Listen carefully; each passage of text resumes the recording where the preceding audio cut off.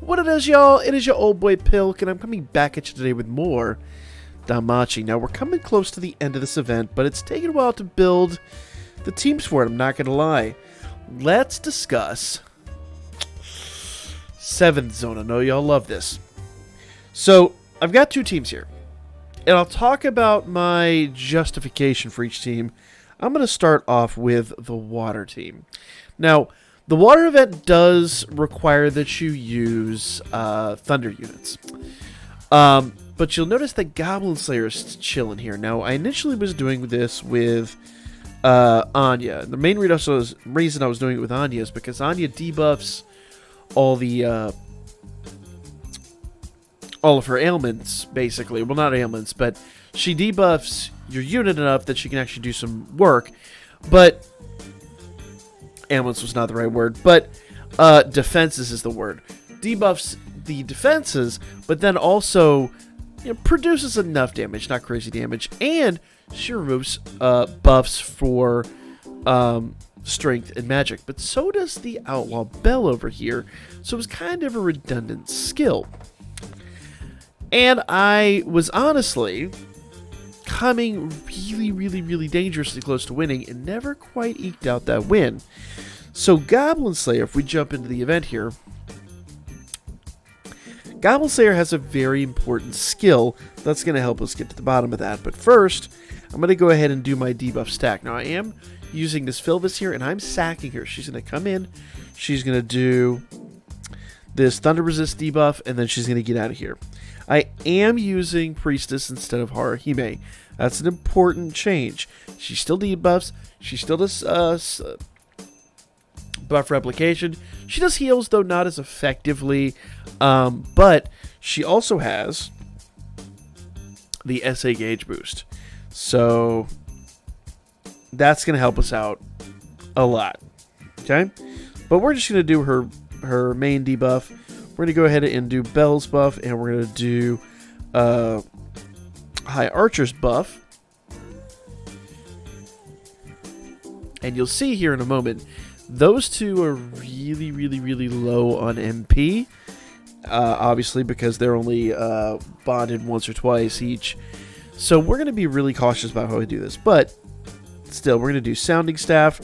Sounding Staff, what's really interesting, the reason I chose to use Priestess on this one versus Haruhime is because Priestess on this skill doesn't attack. Haruhime does a heal here, which is really nice. But Priestess is a Thunder type, and she does a super AoE attack. Now it is, oh, I'm sorry, single target attack. I apologize. It is a single target attack. So very nice. And is it? Yeah, it is super. So she's going to help produce damage, and she's going to help get us through this. Okay?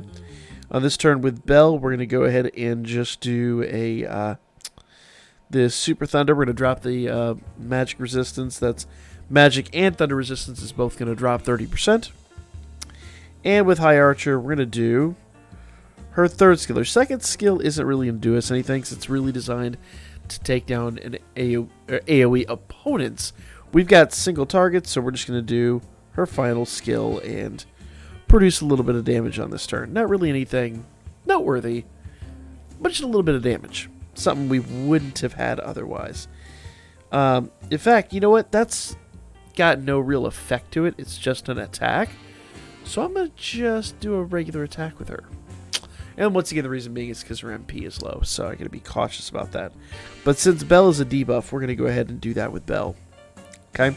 Galamus, who should be no stranger to those of you watching the channel, we're going to do Earthshaker. That's going to give everybody a big defensive boost. Big defensive boost. And the reason I'm doing that on Bell and High Archer instead of on someone like Goblin Slayer is because Goblin Slayer is MLB. And when you're talking about bringing in a unit that isn't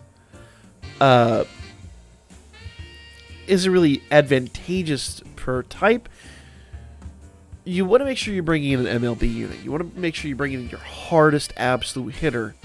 That also has a debuff. Case in point, Goblin Slayer will debuff physical and dark 30%. But I'm going to do his second skill on this turn, because his second skill is a big buff to AoE and single target attacks. Well, technically it's a debuff to your opponent, but basically the reason I'm using him instead of Anya, who I was using before, is these Goblin Slayers should be able to hit decently, but neither Goblin Slayer nor Anya are really going to be eking out, you know, the 1 million, 2 million damage sums that we've been seeing. Basically, he's probably going to be producing 100k tops, but he's going to help this here. Remember I was telling you I was falling really shy of this? He is going to produce a little bit of damage extra on both AoE and single target attacks, so that is going to be really, really important. Now, one thing I didn't mention here when I was going over assists, and it is really super important that you do this when you're dealing with assists. Let's see. He already did that turn. I'm going to go and do a regular attack with him. You need to make sure you're picking assists that you have MLB'd or at least pretty close. Remember, assists mean everything when they're MLB'd. When they're not MLB'd, they're kind of forgettable. So, not forgettable, obviously, but when you're questing for an assist, always quest to MLB. Never leave an assist with just like a bond or two, because you're not going to use that assist. That's not going to be very useful to you. MLB assists mean the world, so you want to really do that. And you'll notice here that I'm not doing any kind of buffing to our... Yeah, we're not really doing any buffing to Priestess, and the reason for that is because Priestess has an assist. Has the assist on her that gives her that basically gives her 80 MP per turn. So along with her MP regen and that, she's never going to be hurting for MP. So that is super nice and super handy. So we already did the debuff. All unit and single target resist is down 20%. So that's going to allow our units to do 20% extra damage, and that should eke us out the win. Hopefully, fingers crossed. I'm going to go ahead and do command lead on this one. That's basically going to let Goblin Slayer produce a little bit of damage, because otherwise he's not. And on this turn, I'm going to go ahead and do this to remove those strength buffs. You'll notice down here at the bottom, there's a 15% strength and magic buff. We need to remove that, otherwise, basically, we're just not producing damage. And there's a strength and magic debuff on all of our units at the moment. Now, that's important to note, because we're going to be doing double SAs with Bell and High Archer here. So when it comes to this, we need to be careful about that. We need to be mindful of whether or not we're debuffed. But for now, we're going to debuff with Goblin Slayer. We're going to go ahead and do an SA with Priestess. Priestess's SA is not designed to do damage, at least in this respect. It's going to do a lot like Haruhime's, where it's going to give everybody 80%. Instead of 100%, it's 80%. Once again, if I had Haruhime for the 100%, it would be nice. And I might actually have to go back and switch it up, because I really feel like I really need that extra bit of damage, but let's see what happens. We're going to try this with Priestess and see if this is able to get us the win. Okay? So now on this turn, we're going to go back here and do Holy Light, and that's going to give everybody 33% SA. I really should have done this 2 turns ago. Should have done this on turn 3. But, you know, better never than late, I guess. And I'm going to continue with... there we go. I'm going to do base attacks with Bell and High Archer. The reason being, once again, they're basically... They're going to produce damage now, but we really need their buffs and debuffs before we go a little bit further. So I'm going to go ahead and do this basic attack with Goblin Slayer. Let's see what he actually does here. So he produced 40k. So, and that's about right. I want to say that Anya was producing something like 75k, but you have to go back and verify that. It is worth noting, though, that Dark is now down 45%. So, you know, there is something to be said for that. Alright, so we're basically just going to spam that attack. We're going to go back and spam Sounding Staff, and we're just going to go all the way to the end with those two. These other two we're basically going to wait until we have a double SA for. Which is going to be very short order. Very short order. Now, I didn't mess up here when I didn't do Holy Light early enough.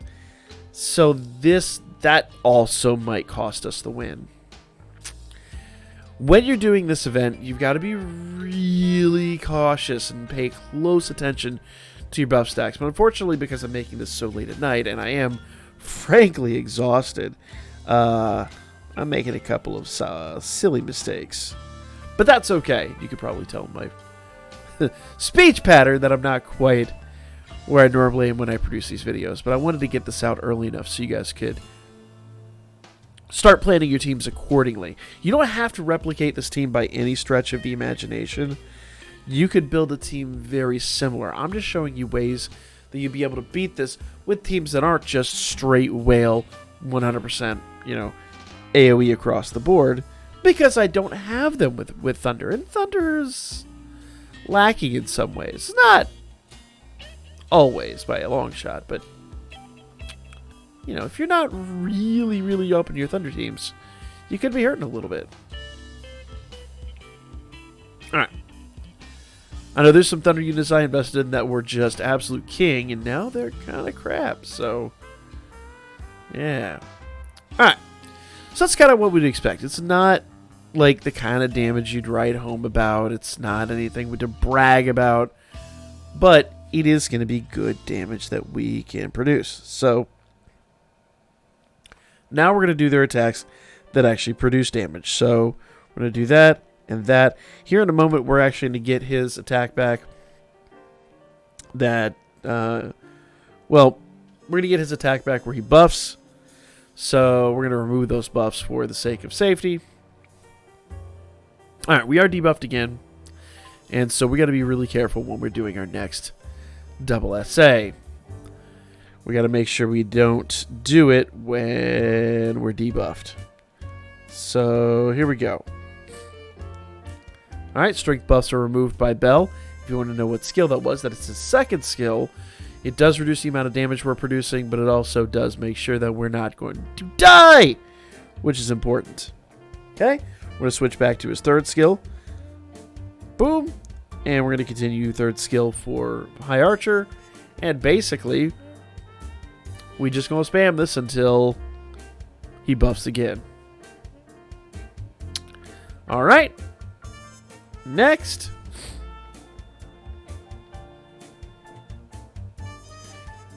Alright. Turn 13. The debuffs just left. You'll see that there's the little S and M down here that had the red arrow pointing down. Those are the icons for his debuffs. They're gone. So we're going to do a double SA on this turn. Lego. Now, the reason I'm using them for the double SA, I adore Goblin Slayer as a unit, but he's not going to produce damage here. The 350 count that we just got out of Bell, we would be hurting to get 150k out of Goblin Slayer. So, yeah, real talk, it's just not worth fighting for. So, that's surprising. Bell produced more damage than High Archer? That's weird. That's very strange. Okay. Now, one thing I didn't mention here when I was actually going through the team building process is when you're building these teams, you need the stun anklet on everybody. You gotta have it. This dude will stun you 100%, often and without fail. So do not go into this event just expecting to walk through it, because you're not going to. Alright, see the strength and magic buffs are back. So I'm going to go ahead and remove those. Goblin Slayer is out of turns. That's okay. We don't need him anymore. We basically need him for the debuffs and to help us produce a little bit of extra damage. Now, I'm a little on the sad side because we're coming up on the end of this, and I don't think we're going to do it, but let's just see.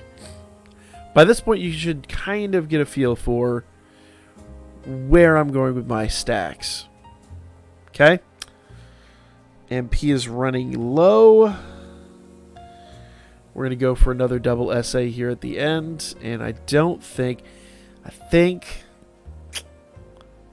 we're not going to make it. Let's see here. Yeah. You know what? I'm going to be real. I think messing up earlier with...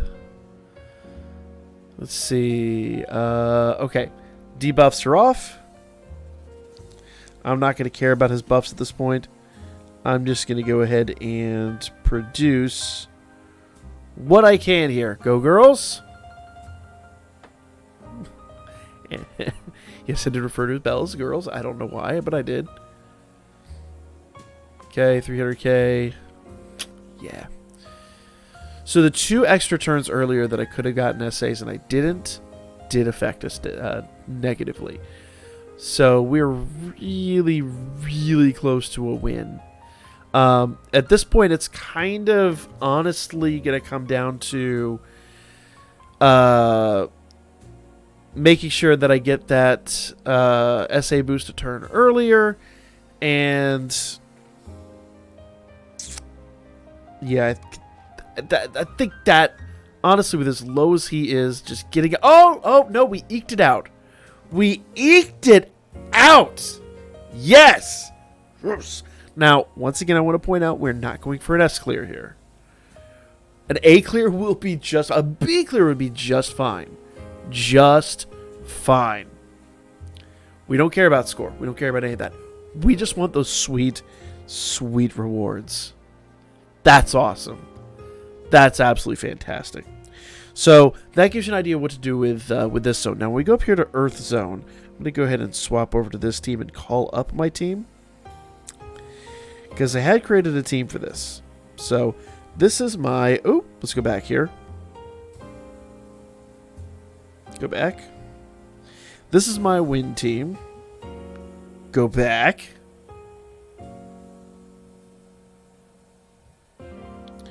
I'm hitting go back like it's supposed to go back. It's actually quit. Isn't that I'm looking for?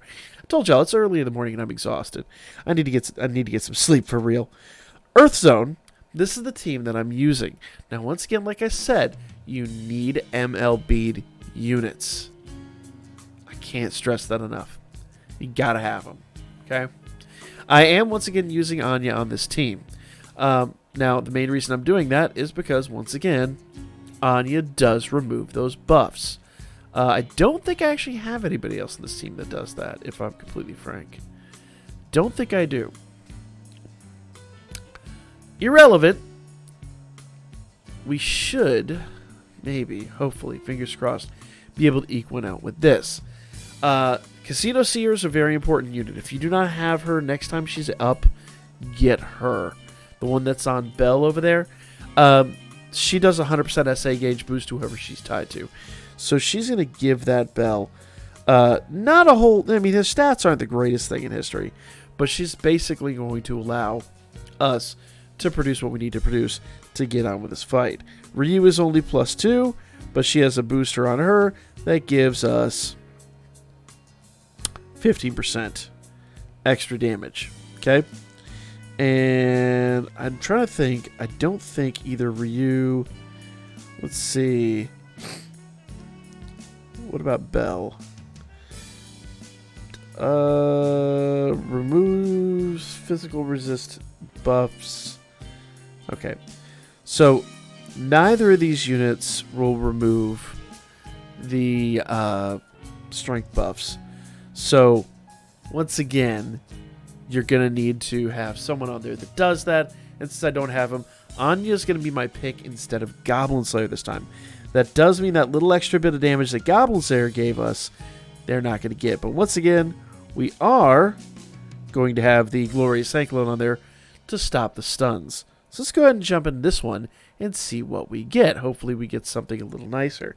Now I'm going to run through this a little bit faster.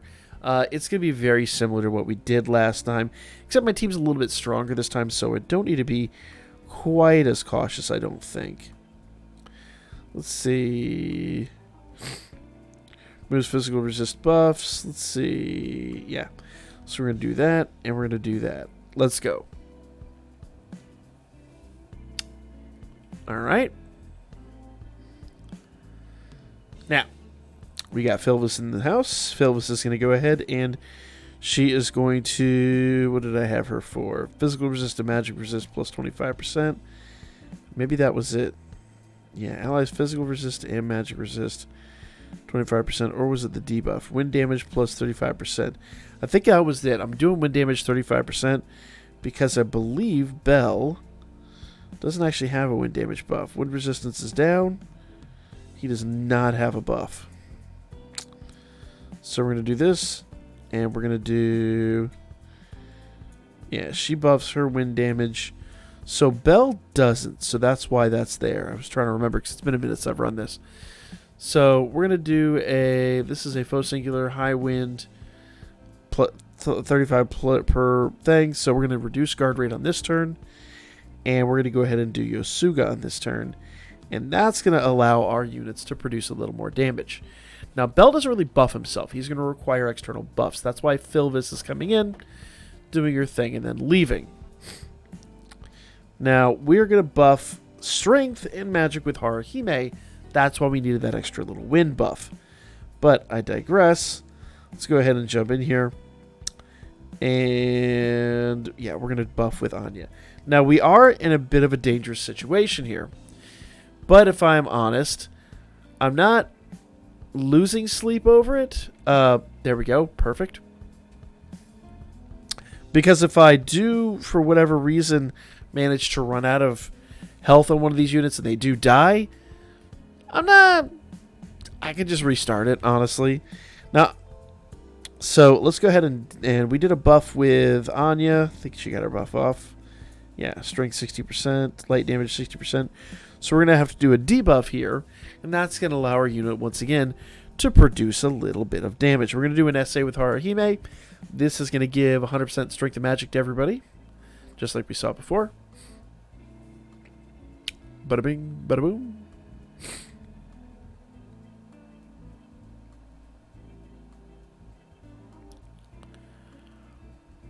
Perfect.